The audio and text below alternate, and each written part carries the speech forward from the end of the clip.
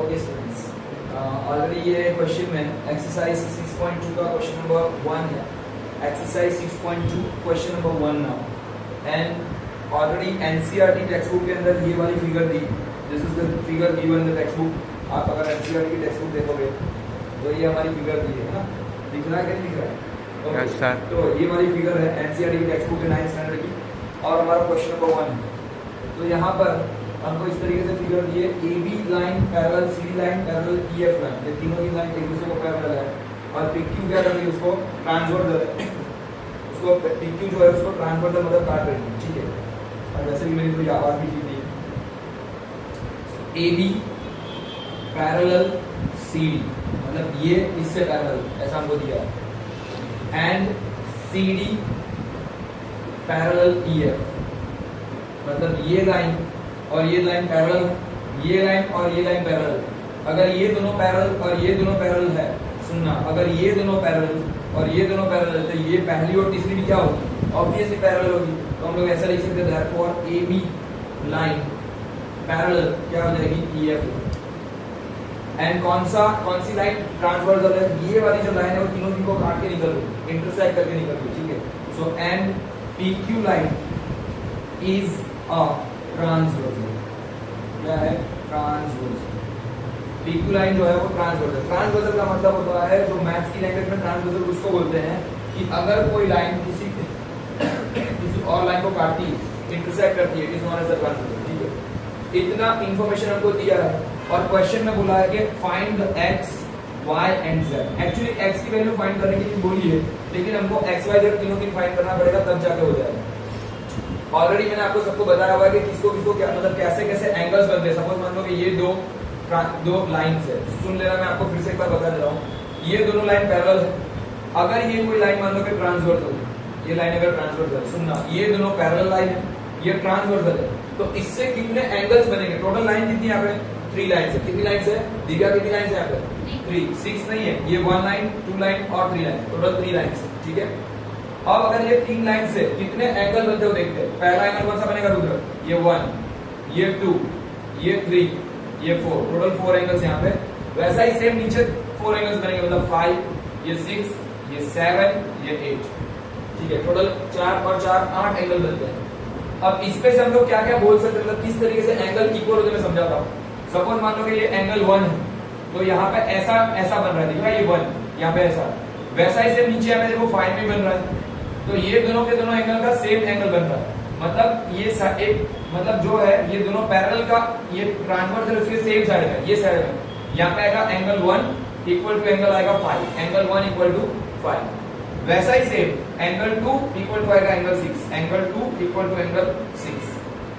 ये वाला एंगल 1 और ये वाला एंगल 5, दोनों के दोनों equal.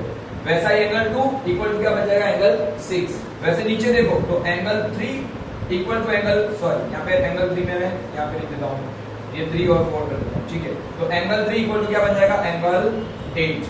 Angle 3 equal to angle 8 and angle 4 equal to angle 7 में. चलो मैं यहाँ पे 3 की जगह यहाँ पे 7 करता हूँ, यहाँ पे 8 करता हूँ ताकि आपको इजी हो. तो एंगल 3 इक्वल टू आएगा एंगल 7 और एंगल 4 इक्वल टू बन जाएगा एंगल 8. देखते हैं 1 2 3, ओके 1 2 3 4, यहाँ पे से 5 6 7 8 ऐसे 7 8. चलो यहाँ पे लिखते वैसे लिखते हैं. तो एंगल 1 इक्वल टू एंगल 5 बन जाएगा. Angle 1 equal to 5, 2 equal to 6 बनेगा. चलो 2 इक्वल टू 6, 3 इक्वल टू क्या बनेगा 7 बनेगा और 4 इक्वल टू क्या बनेगा 8. तो आ गया 3 इक्वल टू 7, 4 इक्वल टू 8. इस तरीके से बनेंगे. इसको बोलते हैं, मतलब समझना फिर से, ये वाला एंगल तो ये वाला एंगल इक्वल, नीचे वाला ये वाला एंगल तो नीचे वाला ये वाला एंगल इक्वल, ये वाला एंगल ये वाला एंगल इक्वल, ये वाला और ये वाला एंगल ये दोनों के दोनों इक्वल. मतलब ऐसे अगर बन रहा है तो यहाँ पे ऐसे बनना चाहिए. अगर मान लो कि नीचे ऐसे बन रहा है तो ऐसे बनना चाहिए.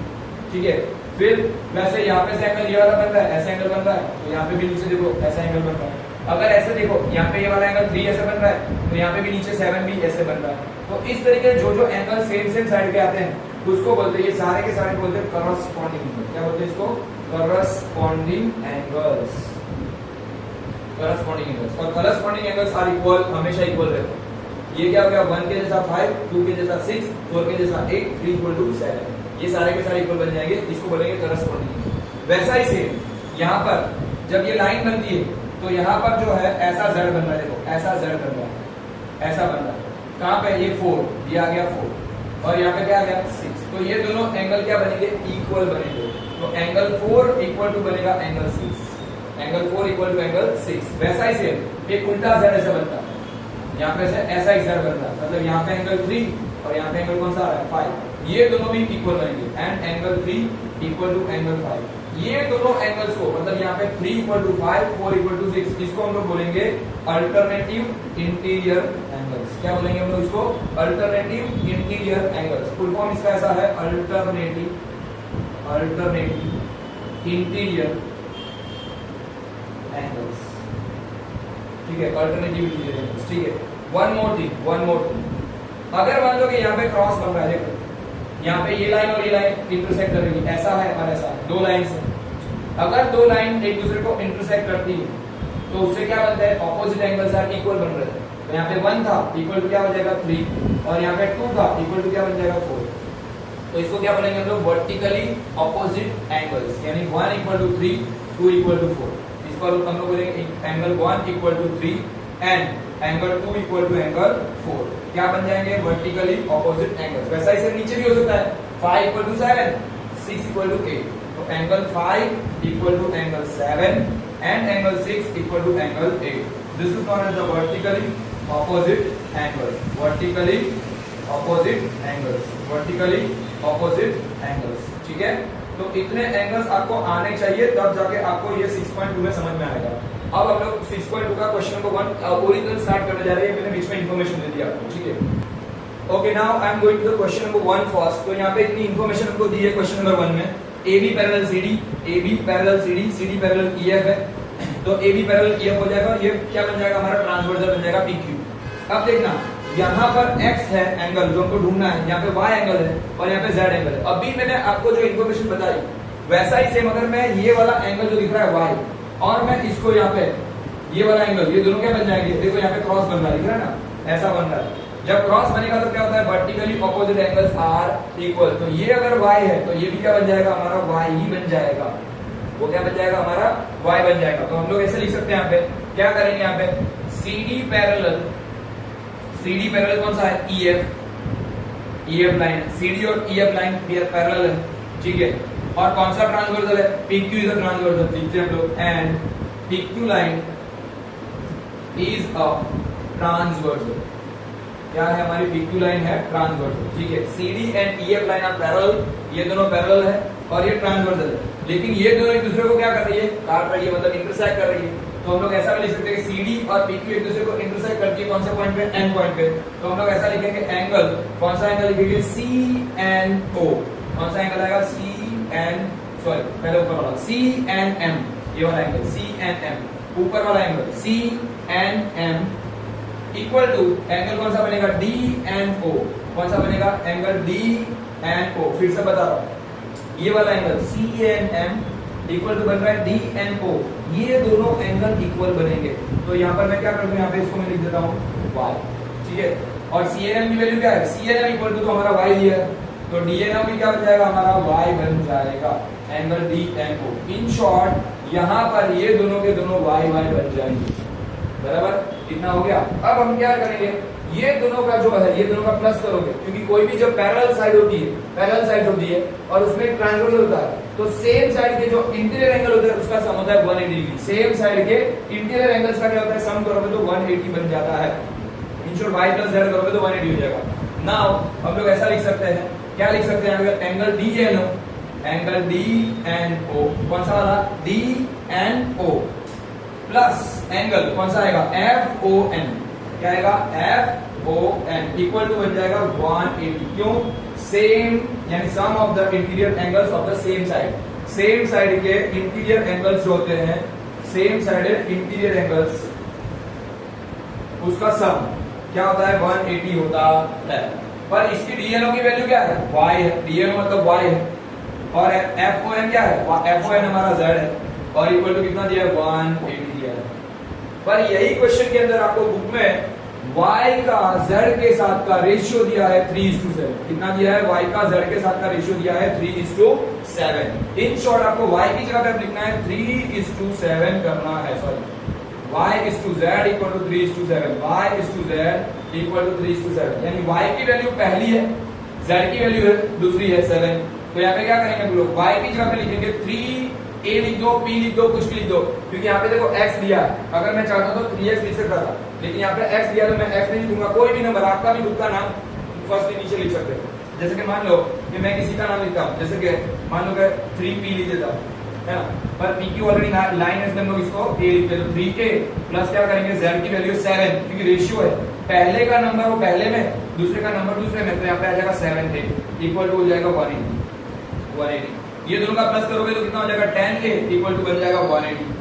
अब 10 का और a का क्या है, मल्टीप्लाई हुआ, ये दोनों का प्लस किया तो 7 में 3 डालोगे तो 10 बन गया, 10 को डिवाइड में लोगे तो क्या हो जाएगा, डिवाइड सॉरी मल्टीप्लाई में तो सामने का जाएगा डिवाइड में, तो a equal to 180 divide by 10, 0 0 cut, क्या हो जाएगा, a की वैल्यू हमको मिल रही है 80, a की वैल्यू कितनी मिल रही है हमको, 80 डिग्री मिल जाएगी। अब आप बोलोगे सर ये 80 तो आया, हमारा तो 80 नहीं पूछा है, तो x y z की वैल्यू पूछे, लेकिन हाँ मिल जाएगी। कैसे, y की वैल्यू क्या बन जाएगी यहाँ पे 3x, z की वैल्यू क्या बन जाएगी 7x, और उसकी वैल्यू हम लोग वहां पे z की और x की वैल्यू ला सकते हैं, ठीक है।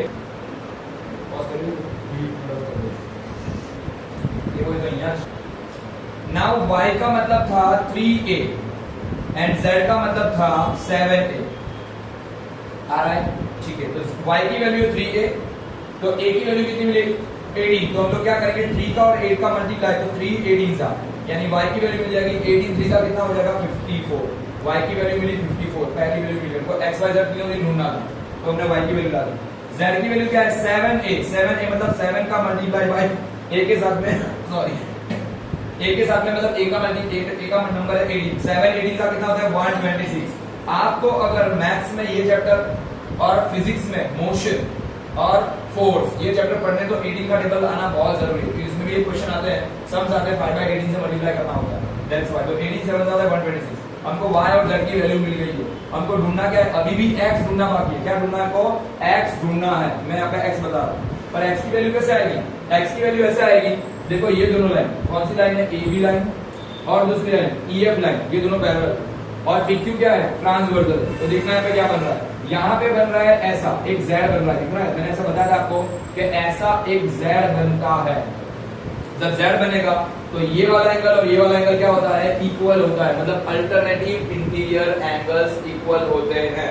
मैं ऐसा होता है यहाँ पे वापिस लिखता हूँ, क्या करूंगा मैं यहाँ पे लिख रहा हूँ, ठीक है, ध्यान देना आपको, तो मैं यहाँ से लिख रहा हूँ, डायग्राम का रफ कर रहा हूँ, ठीक है, ऐसा मैं लिखूंगा, क्या लिखूंगा, AB line parallel PQ line, AB line और PQ line sorry AB line और EF line EF line are parallel and PQ क्या है, transversal, PQ is the transversal। तो क्या बन जाएगा, यहाँ पर बनेगा ये वाला Z बन रहा है ऐसा, angle AMN equal to angle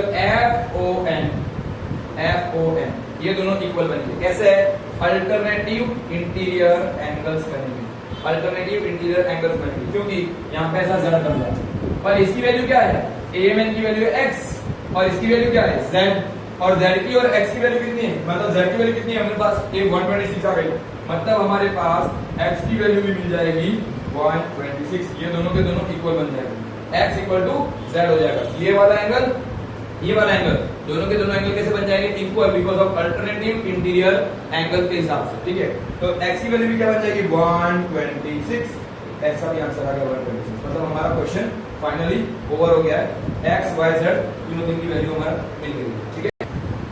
okay students, now I am going to the second question, और ये एनसीईआरटी टेक्स्ट बुक में आपको ऑलरेडी इसका डायग्राम ड्रॉ किया हुआ, ठीक है। तो यहाँ पर ऐसा डायग्राम है क्वेश्चन नंबर 2 में, exercise 6.2, AB parallel CD line, AB line parallel CD line है, एंड यहाँ पर EF जो है उसका परपेंडिकुलर है। सुनना, अगर मैं ऐसा लिखता हूँ AB लाइन, मैं यहाँ पे आंसर से शुरुआत कर रहा हूँ, क्या क्या गिवन है वो पहले हम लोग लिखेंगे। तो AB लाइन ये है पैरेलल की साइड, इसकी साइड है पैरेलल, मतलब दो लाइन ऐसा पैरेलल है, ठीक है। तो AB line parallel CD line है, ये दोनों पैरेलल है, ठीक है। एंड EF जो है, दिख रहा है EF क्या कर रहा है, तो EF जो है वो इसके परपेंडिकुलर, देखो I बन रहा है, दिख रहा है ना, I बन रहा है, I मतलब क्या हो जाएगा यहाँ पे परपेंडिकुलर, मतलब यहाँ पे 90 डिग्री, यहाँ पे 90, यहाँ पे 90, यहाँ पे चारों चार बाजू में 90 बनेगी, बराबर। तो यहाँ पे क्या है, EF परपेंडिकुलर किसको लिखना है हम लोग, CD और AB दोनों में से कोई भी लिख सकते हैं, लेकिन मैं यहाँ पे लिखता हूँ CD line, EF perpendicular CD line. उसका मतलब ये होगा कि ये वाला जो एंगल बनता है हमारा, ये दोनों के दोनों कितने बनेंगे, 90 डिग्री के बनेंगे, राइट एंगल बनेंगे। तो हम लोग क्या लिखेंगे, एंगल DF या FED या DEF लिखता हूँ, एंगल DEF, कौन सा एंगल, DEF इक्वल टू कितना आएगा, 90 डिग्री होगा, राइट एंगल बनेगा। क्या बनेगा, राइट एंगल बन जाएगा, ठीक है। DEF, angle DEF equal to बनेगा 90 degree, angle DEF equal to 90 degree, ये वाला। और साथ में हमको इंफॉर्मेशन में दिया है क्वेश्चन के अंदर, ऐसा दिया है कि GED, ये वाला एंगल GED ऐसा बन रहा है, देखो ये वाला GED, यहाँ पे G था, यहाँ पे E है, यहाँ पे D है, इसकी वैल्यू को दी है 126। तो क्या लिखेंगे यहाँ पे, एंगल GED इक्वल टू दिया है 126, ये गिवन है। ये क्या है, इतनी इंफॉर्मेशन हमको क्वेश्चन के अंदर, टेक्स्ट बुक के अंदर गिवन है, और ये डायग्राम दिया है। आपको क्या क्या ढूंढना है, पहला ढूंढना है GEF, अंदर वाला एंगल GEF, दूसरा ढूंढना है AGE, तीसरा वाला दूसरा वाला एंगल, और तीसरा ढूंढ रहा है FGE। ये तीनों तीन एंगल की वैल्यू ढूंढनी है क्वेश्चन के अंदर, बहुत ही इजी क्वेश्चन है, ध्यान से देखोगे सब समझ में आ जाएगा। अच्छा, पहले मैं वापस से डायग्राम ड्रॉ कर रहा हूँ GED वाली, ये था G, ये था E, ये था D, ये वाला एंगल दिख रहा है GED, ये वाला एंगल। तो GED की वैल्यू कितनी है, 126, लेकिन इसके बीच में ये लाइन आ रही है, दिख रहा है ना, जो 90 बना रही है, ऐसा परपेंडिकुलर, और ये वैल्यू कितनी है, 90 है। तो 126 में से 90 को निकाल दो, ये D है ना, सॉरी ये F है।